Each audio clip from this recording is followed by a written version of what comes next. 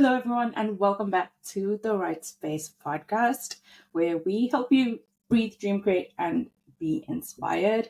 I'm Robyn-Lee, your host, and with me is a very special guest, one who is near and dear to my heart. I first came across her at a horrible time in my life while she was going through a horrible time in her life on my TV. And this bubbly person on this yellow tribe on Survivor season 45 was really just going through it. And I remember her talking to herself, reminding herself that this is temporary. She's done hard things and she can do hard things. And somehow watching this lady just have the worst time of her life gave me comfort and hope and kind of the strength to go through and to continue on at a time when I was like at my bottom. So, Right Space listeners, help me welcome Hannah Rose. So kind. I was just not expecting any of this or that. I don't think I realized that you were a Survivor fan. I think I don't know what I thought, but I have gotten messages and been able to connect with people who had similar sentiments, which is so surprising. Not that people were going through hard times, but that seeing someone struggle on live TV or national TV and then make a decision that was very unpopular, but at the end of the day, there was no question about it. It helped them realize like things are temporary, and also I can set boundaries and step away from things that don't serve me if that's possible. And to me, especially as a therapist, I'm like, that's so healthy and empowering. And so to hear that from you, I mean, it makes me like, when I think of Survivor, I think of, it's forever going to be a funny story. It's a great icebreaker. I just moved and I'm like, have you ever seen Survivor? Because I was on it. It's like a great way to it's just a funny story. But to make it more meaningful and deeper than that, and know that it could have had a positive effect on people and you it's really humbling. So thank you. You're welcome. And I think, like you're saying now, like you were a therapist in this space. And I remember, like, after that episode, telling my brother, and like he was like, "Wait, no, the therapist." Anyway, anyone who doesn't know what happened, you can Google Hannah Rose Survivor, and you'll find the whole story. I will say you will find snippets of the story, and the headlines on Google say Survivor therapist quits because of nicotine. That's not true. It was like a funny comment I made, and then that got taken out of context. But yeah, I quit Survivor, and people don't typically quit Survivor, and that's the whole story.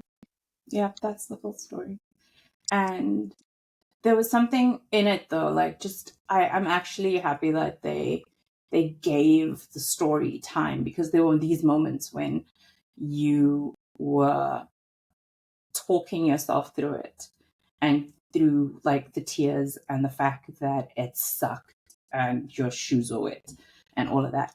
And there was one thing in particular that I remember you saying, that like in your normal life, you wouldn't put yourself through this, and you would like be okay with like you were talking about like how in your day-to-day life back off of reality TV, you have boundaries.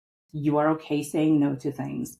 You don't necessarily, it was this whole thing about like, why am I not doing that now? I can do that now. I can, like, I'm still the same person, whatever.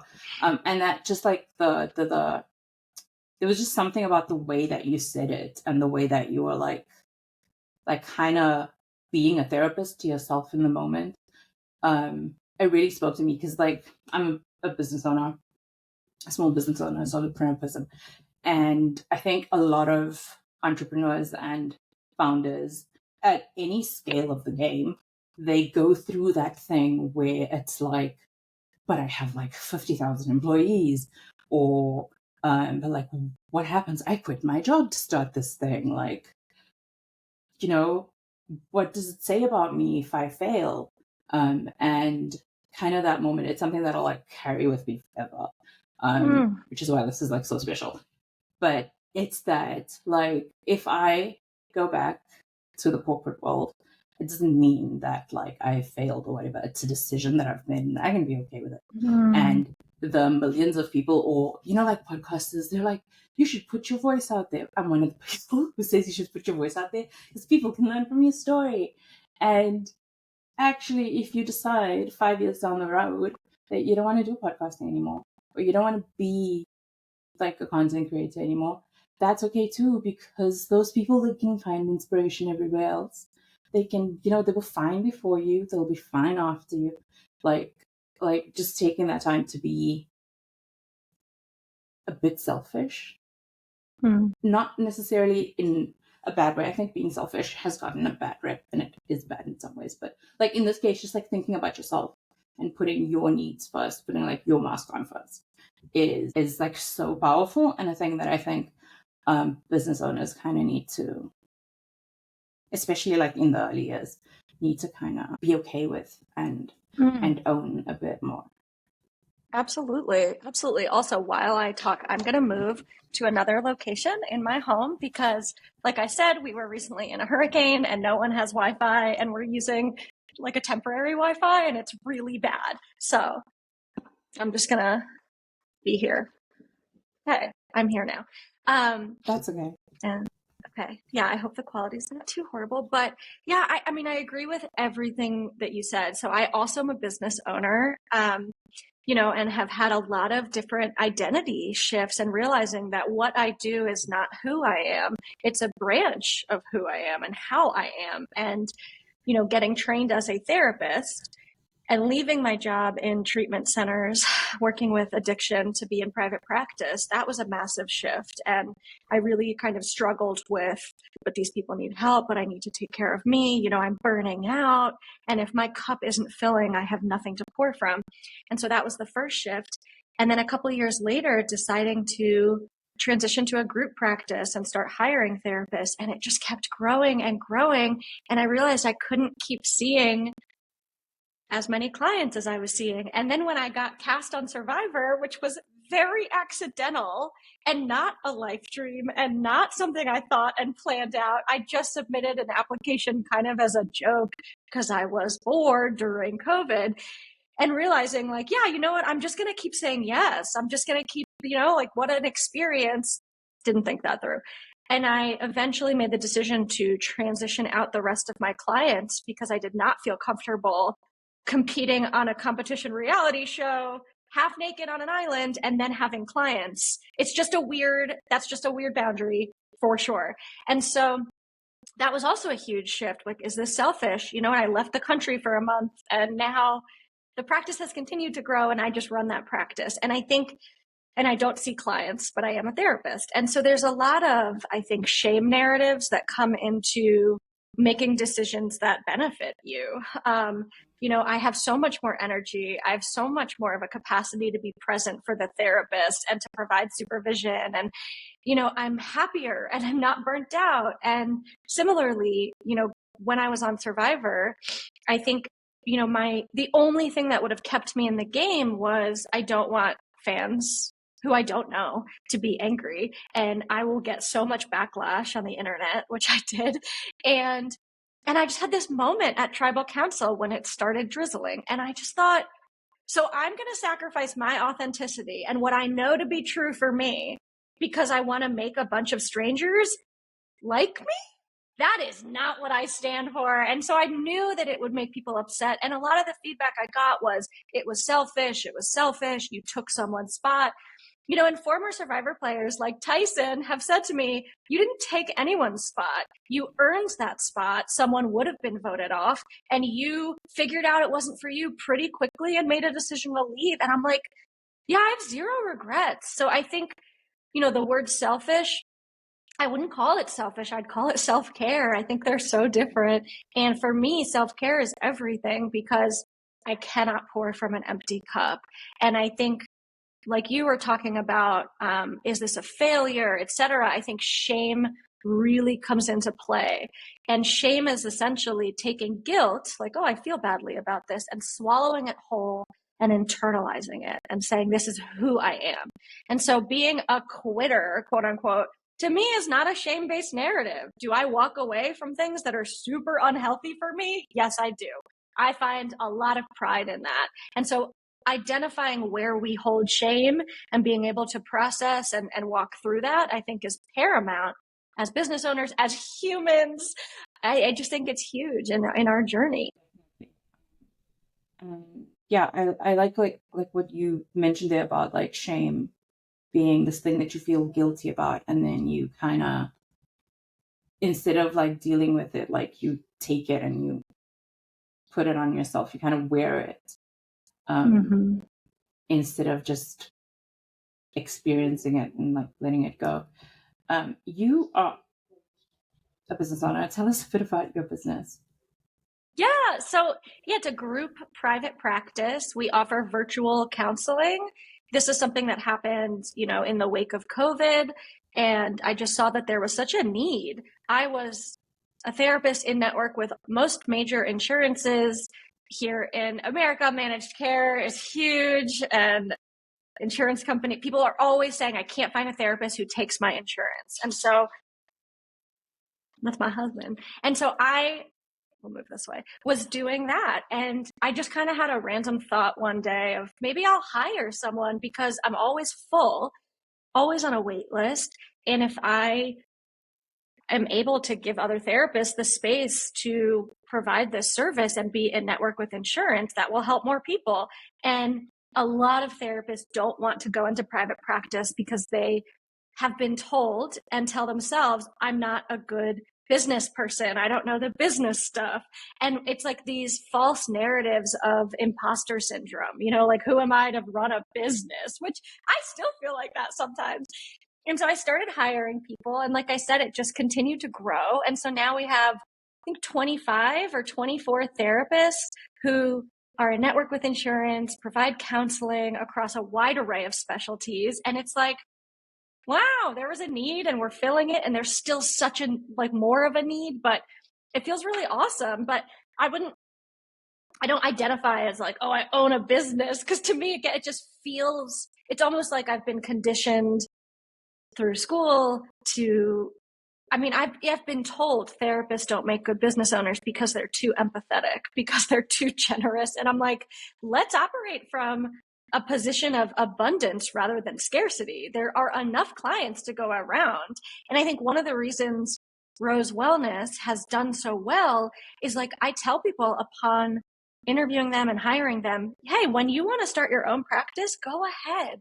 There's no non-compete contracts. I'm not going to give you this learned helplessness where you're stuck here. Let this be a stepping stone to continue your journey in whatever way works for you. So of course we have great retention because it's a psychologically safe work environment. And the feedback I get from the therapist often is that this is an incredibly healing space from their own work and supervisor traumas. And I'm like, cool. So like, if we can help the people working for us, that's going to help them help others. And like, I don't know. Again, that abundance mindset is everything. That's very Brene Brown, and her teachings and writings have changed my life in so many ways. And, being authentic and vulnerable and walking through fear and all of that stuff is just like integral to my life. So how would you like teach an abundance mindset? Let's say you have, let's start there. So how does one like cultivate, I suppose, an abundance mindset? Ooh, I've never been asked that question, but I do a lot of private practice consulting where I help therapists start their own practices, or if they work for me, I help them start their own practice once they're ready. Which, I've been given legal counsel that's like, you shouldn't do that because you'll lose money. And it's like, I think for me, let's see, the first step in that process would be identifying where we feel scarcity. I am not blank enough, which is also a shame. Financial scarcity, thinking that there's only a finite amount of customers or clients in whatever field, right? Like when I need to get all of them and then keep all of them. I think anytime we're trying to latch and hold on to something that we're afraid of losing, a lot of scarcity there. And so for me, and it depends on the field, right? But at least in mental health, there is never a shortage of people who need, would benefit from, or are looking for some kind of treatment. And so I just realized that in a very competitive space, like counseling, I think identifying where there's scarcity, acknowledging that it's all fear based, and then trying to poke holes in those narratives. Like, okay, so what if all of the therapists leave right now to start private practice? And that's it. Okay, if that's a fear, what would I do? Oh, well, I'm qualified to see my own clients. I could just do that. What if I lost my license in some way? What if Survivor ruined my career? I could work in restaurants. Like, okay, I could make it work and rebuild. And I think playing the tape through on what those fears are is really helpful, because I can't see a scenario where I would be, and this is privilege too, is like, I know that I'm employable. I know that I could work whatever jobs, right? Even if it's not what I'm doing now. And that really alleviates some of the fear that leads us to operate out of scarcity and clinging. I got to cling to this. I got to make sure they don't leave. I'm going to make them sign all these contracts so that they're stuck here. And that just creates an environment of fear and scarcity, and then we're perpetuating the problem. And so succinctly, I would say identify where there are scarcity mindsets in your life, start to play the tape through, poke holes in them, and also think about, what would you like? Like, if you were working at someone else's business, what kind of environment would you benefit from? And then recreate that. Like, I try to operate as a supervisor that I would have wanted during those years of training, during those early employment years. And so whether or not I'm overpaying people, it's like, maybe I'm just like, maybe it's okay that I'm not profiting as much as I could if I was really screwing them over, right? Like, that's not authentic to me. That's not in my values. I think doing values exercises is also super important to figure out, what's meaningful to you? And then can you like manifest that? I hear you. So, just to sum that up again, like, firstly, when you're in a space of scarcity, cultivating an abundance mindset would be firstly looking at where you feel scared and acknowledging that it is a fear-based scarcity, and then playing the tape through. And something that Christo, who runs a company called The Future, something he likes to say is, if you're gonna play the tape through on the negative extreme, play the A side and the B side. So if you're playing it through and not just what if this happens, but like, I like the examples that you gave, where you were looking like, okay, yeah, what if everyone leaves and what if everything falls? And then it's like, okay, what are you going to do in that, given who you are and, yeah, the package that you are? What are you going to do about that? And that on both sides. What if it goes amazing and you become a billionaire or a gazillionaire? Like, what are you going to do about it then? And that's an exercise that he likes to play with. He likes to do with like his people, and that he teaches his audience to do, because he finds that people a lot of times they forget that it could go, if you're making this up, you're guessing, you're imagining, and if you're going to be making stuff up and imagining, you might as well imagine things on both sides, because chances are you feel like things going well, it's probably unlikely, and I don't know, the other side might also be as equally unlikely. Who knows? But that was really good. Thank you. Yeah, of course. I love that. I love playing the tape through on both sides, because it's like, what if it fails? But what if it doesn't? I'm in a 12-step recovery program, and I have been for a little over 13 years. And so a lot of my process is like, okay, I can identify these things I want to change, but also, what are the things I'm grateful for? What are the things I'm proud of? Like, a lot of this is integrated in 12-step work. And, for one of the steps, I had to make a list of fears. And this is when I was 20 years old. And a lot of the fears were, of course, it's like failure, abandonment, being alone forever. But on the flip side, it was like success, like what if it works? What if this works? And I think a lot of the anxious attachment we bring into relationships is what if it fails? And we don't realize that we can also be harboring fear of what if it works? Like we can be so afraid of health if it's foreign to us and wellness that we'll inadvertently sabotage ourselves to stay emotionally sick. And so I just love all of that kind of work. And talk about abundance. Like there's always more room for growth. And that doesn't mean that we are unwell or broken. It just means we are human beings having this experience where there's really no ceiling. We can keep expanding, whether it's physically and physical health or emotionally or spiritually. And it's like, to me, that's super exciting. I'm very much like, if you're familiar with Enneagrams, I am a classic enthusiast.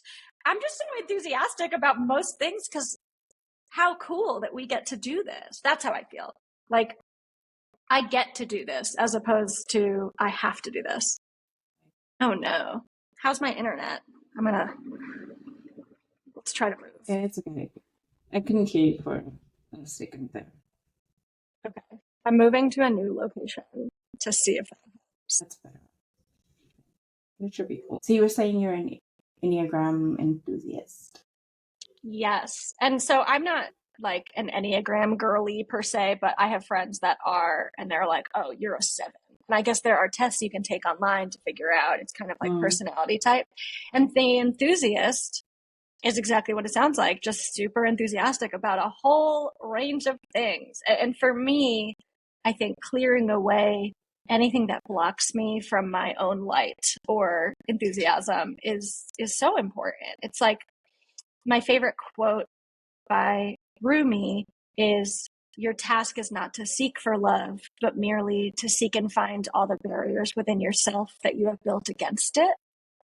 And it's like, you can substitute the word love with anything. Your task is not to seek emotional health or a relationship that you like and want to be a part of. It's like, what barriers have been built in me or have I built against this? And then it's super empowering because I am the only one that can start to break down those barriers. And so, yeah, it's cool. It's like, there's just always more work to do, but in a fun way. Yeah, it is. That's super cool. And you're always like discovering something new about yourself and being able to, like, I had a conversation with my mom the other day about something, and she was like, is it because you got depressed and anxious again? And so she's like talking about the spiral thing I usually go through. And I'm like, actually, this time, no, that was not the reason. It was something else. And I'm like, see, there's growth here, there's progress here. It doesn't feel like there's progress, but there is. I find joy in those little things of being able to, even if someone tells me like something's going to be the most horrible thing ever, I'm like, next time this happens, it's not going to be like that. It's going to be different. We're going to deal with this differently. And I, like, other people might find it exhausting, but to me, it's like you said, it's this challenge of like, not a challenge, but maybe I see it as a challenge. But it's like this thing where there's this constant space for growth, and it's like a thing you can do with yourself where you have some form of forward momentum in life, even if it is just within yourself and within how you handle things that are thrown at you throughout, like your environment and things like that, which is super cool. Something I do want to go back to is, like, earlier you mentioned that people are always saying that therapists don't make good business owners, and like, all the therapy stuff, but you don't know the business stuff. How did you go about learning the business of wellness? Yeah, not gracefully at all, which is like my thing, right? As you can see on Survivor season 45, episode 1. Not gracefully, but I did it. And we live in an age where literally all information that we are looking for is on the internet. And so it's like the biggest thing that blocks people from taking these steps is not that they don't know, because it's really easy to Google, how do I do this? It's imposter syndrome. It's internal fear. It's a lot of our own self-imposed barriers. And so luckily, I've done a lot of work in therapy and the 12 steps to get rid of some. So now it's like I almost have this sometimes potentially delusional, like I could do it attitude. For example, watching Survivor during COVID and saying, I could do that. I have that outlook with most things. It's like, well, why not? Worst case scenario, I fail and then I get back up. You know, if you stop fearing falling down, you do so much more. And so like with Survivor, like worst possible case scenario, I have a meltdown day one and then quit and then the internet hates me. Okay. And then what? Right? Like, and then what? I'm fine. Like my ego strength is strong enough now where that's not going to totally ruin my life. So for me, it was like, yeah, why couldn't I do that? And so I spent a lot of time on the internet, and there's so many resources, and I'm sure there are in a lot of fields of like how to do this. I mean, now if you Google something, AI pulls together like a checklist, and it's just like, oh, I think you should do this. And I found out that it's actually not difficult at all. It was just unknown. And I definitely made mistakes. You know, about a year in, I finally like hired a business lawyer and found out all the things that I like was not doing that I should be doing. Same thing with an accountant. Like eventually, as I was able to, I also brought on resources to help. You know, once the practice was big enough, I hired a biller to do all of the insurance claims. But before that, I was doing it myself because I taught myself how. And instead of clinging to this idea that I'm not businessy, like I'm not administrative, I don't know how to do that. It's like, well, I can learn. I don't think I have a I can't attitude with anything except math. And that's totally self-imposed. Like I'm sure if I took math courses now, I could maybe get better at it, but I have no desire to. So I'm just like, oh, math, no.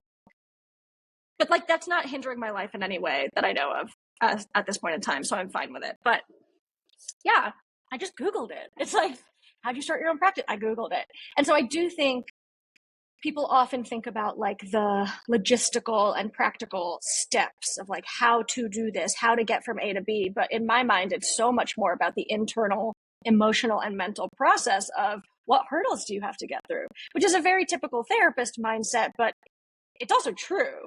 Like the story that we tell ourselves about ourselves and the world becomes our reality. So if I tell myself I can't do this, I'm not going to be able to do it. If I tell myself I'm bad at commitment, I will continue to believe it to be true and sabotage relationships or attract people who are not good long-term partners, right? Like we have, this is like a literal thing that we do, is that whatever our core beliefs are, we subconsciously create scenarios to validate those core beliefs. So that process looks like, okay, well, I need to figure out what my core beliefs are.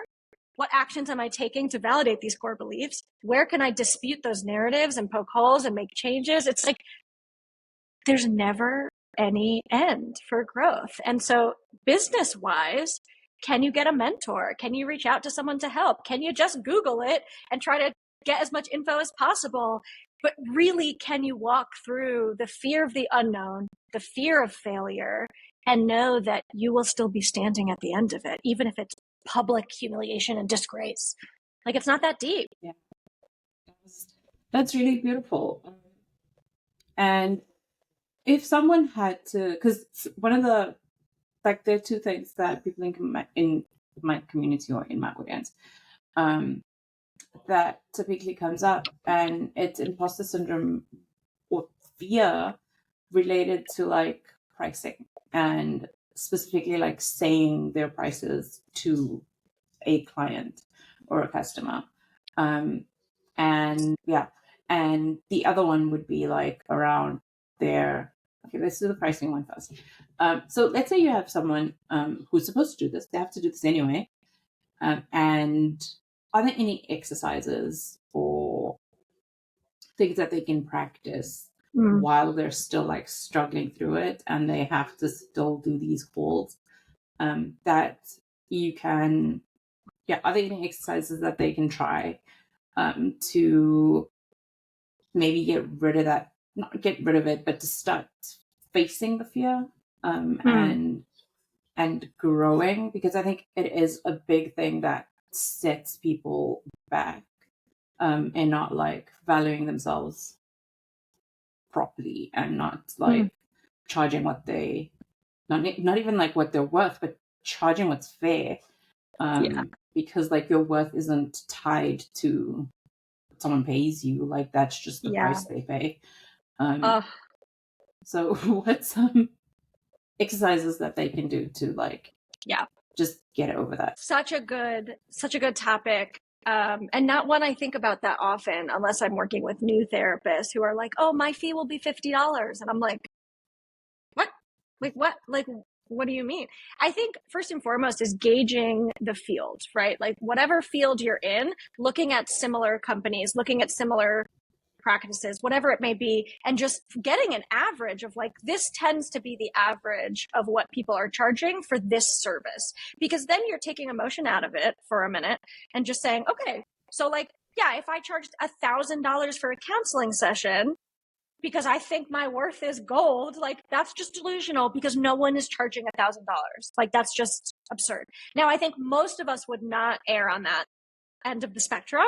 We would be like, well, who's little old me to be, like if I'm not perfect and my life isn't wonderful in every single way, who am I to be offering this service? And it's like, that comes up a lot for therapists is like, if I'm not living my best, healthiest life, should I be providing this service? And it's like, yes. Like, do you think you've ever been treated by a doctor who has their own health issues and like it doesn't practice like the best nutrition, exercise, sleep like regimen? I'm sure, but they're still providing it. And we almost give doctors in America, at least, this like, oh, of course they're really expensive. Of course they show up late. Of course they're on a wait list. Oh, I missed a session. I know I'm going to have to pay. Or I missed an appointment. I know I'm going to have to pay because that's just the policy. And yet in counseling, it's like, well, I don't want to charge them a no-show fee because I feel bad. Or, oh, they're switching to self-pay. I feel like I should give a reduced amount. And so one thing that helps me is, what would a doctor's office do? Because again, it just takes the emotion out of it. Like a doctor's office is just as much as a like legitimate practice as a counseling practice. And yet, maybe because we didn't go to medical school, I don't know. We tend to be much more like, well, I feel badly about this. And so getting an average of like, what's the norm? And then again, what are my barriers to charging that average? Well, when I started private practice consulting, I thought, well, I can't, consulting is expensive. I do charge less, but I also love doing it. So it's more like a hobby. But if that was my primary mode of income, it's like, okay, well, what's blocking me from charging the average rate for a consulting fee? It's typically, I don't think I'm worth that. I don't know if I have enough to offer. I feel like an imposter. And so once again, our task is to look at the barriers, identify what they are, and see if we can work through them. And that first means getting honest with ourselves about those narratives and about those barriers. And the other thing is acting as if, which is like, I'm just going to act as if I am a professional who is totally comfortable charging this, even though internally I'm not. The client doesn't need to know that I'm not comfortable with that. I'm just going to act as if I am. And a lot of times we take specific action and it's like our brain and our heart follows. If I act like I am a person with self-esteem and I do esteemable things, I'm going to start liking myself more than if I act like a piece of trash who is causing harm left and right. Like, I have to first change my actions. Now, that's not always the case because a lot of things can block us from doing that. But I do think those are some tools is, again, identify the barriers, look at what the normal average is for the same service, and start acting as if. And just try it out. You can always reduce your prices, but just try it out. And I think most of us would be pleasantly surprised that people say, oh, yeah, of course, that totally makes sense. I will pay you this. Like when I first started doing consulting and I'm like, this is my fee. And I literally would say in the email, like, but I'm happy to offer a reduced rate for any reason. And they'd be like, no, that's fine. Like, how do I pay you? And I would be like, whoa, they're giving me money for this? But like, of course they are. I'm offering a service that is benefiting them and they are willing to invest in it. So yeah, those are my tips. Great ones. Like, so take the emotion out of it by looking at the average that's out there. And then looking into like what are your own barriers, and getting honest with yourself, and then finally acting as if you're already whatever your imaginary version of made it is. So those are, thank you for sharing that. There's one final question I wanted to ask you. You mentioned earlier something about like empathy, and I had another conversation, another episode where we spoke about empathy and specifically showing up and creating safe spaces for people online.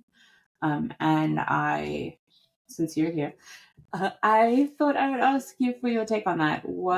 How do you think people can, one, lead with empathy in their business, and then secondly, lead with empathy online as they are marketing their businesses and through content creation or through networking or whatever they're doing to market their business? How can we show up with more empathy in these online spaces and creating safe spaces for the people that we interact with? Great question. So I'll start with the online. I think for me, as someone who is not on social media anymore, and I have spent a lot of time on social media, my qualms is that a lot of times it's a highlight reel and it's inauthentic, right? And that doesn't mean you should trauma dump on all of your followers, but I just feel this disconnect between, I would work with a client who would say, I'm feeling really insecure and I hate my body. And then they would go and tell me about how they'd post pictures of them in a bathing suit to get more likes, right? It's like this cognitive dissonance. And so as businesses, knowing that most people have an eye for inauthenticity. I think the adage real recognizes real is really important. And so like for us, like as a therapy practice, I think I first started by being like, finding a therapist, like I would write in posts and stuff, like finding a therapist is hard and terrifying. The first session is going to be like awkward. Right. And I would say it in session too, like it doesn't get worse than this moment with all the anticipatory anxiety. So let's just let's acknowledge that. And they'd be like, oh, okay, yeah, I feel really weird. I'm like, yeah, because it's weird. Right. And like normalize it. And so in posts and stuff, can you find ways to be real? Like I noticed that in counseling, most of us here use a website called Psychology Today to find therapists. And like I have looked for therapists on there and I've emailed like 5 to 10 therapists and heard back from no one. And it's really common. And so like on our website, it says, tired of not hearing from therapists that you reach out to online? We guarantee we will respond the same day. It's like, and I put that on our Psychology Today profiles as well. Like, frustrated with trying to find a therapist, we're going to respond the same day. And I feel like that's just such a nice, easy way to bring attention to something I know a lot of people are experiencing and setting us apart from the rest, right? And it's like, that wasn't some like marketing strategy. I was just like, damn, I'm really frustrated with this. Oh, I can tell people that I'm frustrated and that we do things differently here. And here's why. And so, the nuances of different fields and organizations, like, can you sprinkle a little vulnerability in there? Again, there's a big difference between dumping and selective vulnerability. Like, hey, we get it. Like, we are also human. We understand this is a competitive space. And so that's what I would say about bringing empathy and really just connection and authenticity to the online world is like, can you broach things that most people aren't broaching? Can you just bring attention to the things that we know we're all thinking and doing? It's like comedians often go to just telling stories about things that we all experience and never talk about. Like, that's why it's so effective. It's like, oh, you know how when you're driving and you do that? It's like, because we get it. And so I think really, I don't want to say like cashing in on the human experience, but like making yourselves more real and human, it does create, oh, I'm drawn to that. I'm drawn to that abundance, that authenticity. So online space there. Empathy in life or empathy in business, etc., all the same thing. Best thing I ever learned in grad school was what makes a good therapist. And I think this is true of like what makes a human that you want to be around is not the letters after their name, the amount of school they have, the degrees, the accolades, the superlatives. It's empathy, authenticity, and unconditional positive regard. Meaning, and that's more for therapy. If you were to tell me something like a big dark secret, I wouldn't be like, what? Oh my God, right? Like imagine if a therapist reacted that way. But I think it's so important. What I get from that is it's who the person is, not how they present themselves, not, like this stoic professional sterile environment that we all try to create. Like, can we just be real?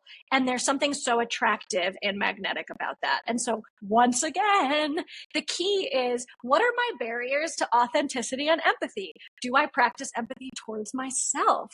Right? Brene Brown has a phenomenal 3-minute animated video called Empathy versus Sympathy. And I suggest that every human on the planet watches it. And, like, an empathetic statement will never start with "at least." So if you're like, hey, I'm going through this really hard time. Oh, no. Is it back now? Is my internet back? Yeah, it's back. Oh, okay. So if you told me you were going through a really hard time, an empathetic statement would not be, well, at least you have a job. That's minimizing. That's gratitude shaming. Oh, you should be grateful, right? Empathy is, God, that sounds really hard. And there's never a response that can make something better. What makes something better is connection. That's from the Brene Brown video. And what usually blocks us from empathy and genuine connection is barriers to vulnerability. And so it's like, what work do I need to do on myself to self-actualize, to be myself, to be comfortable with myself, to have empathy towards myself? Our relationship with self is the starting point of literally everything else. And a lot of times, this is a Thich Nhat Hanh quote.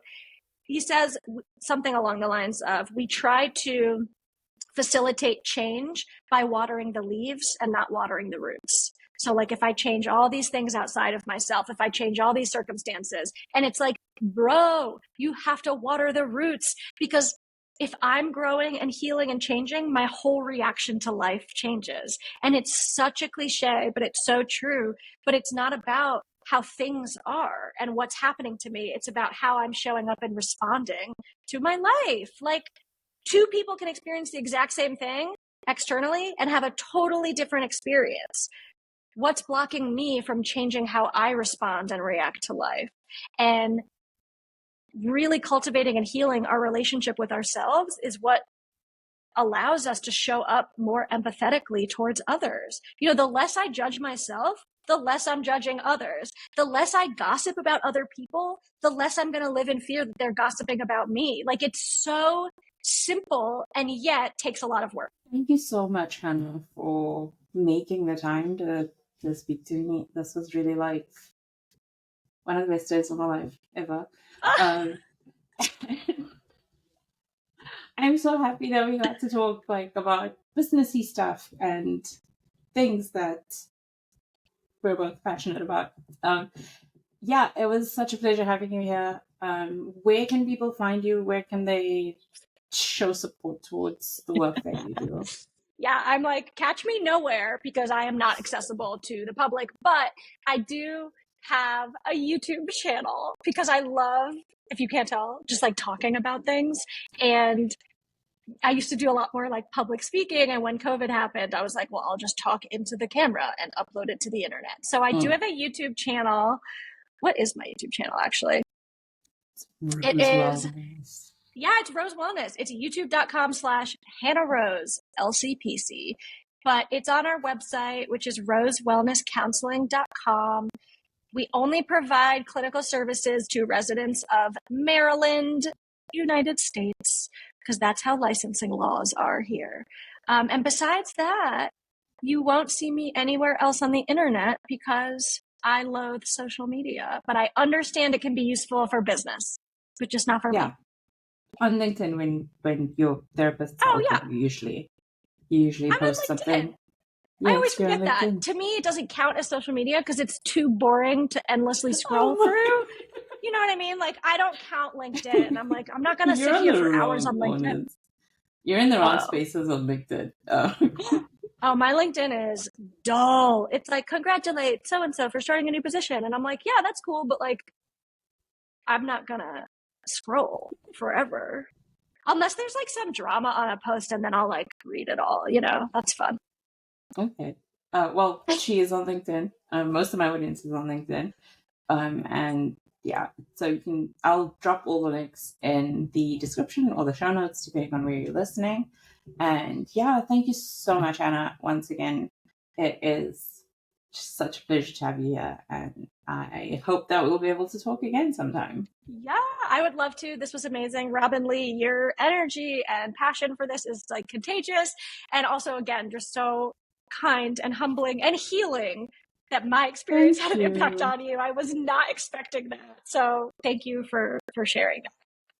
Thank you so much. Enjoy the rest of your day, and hopefully the hurricane season will pass with no big things happening.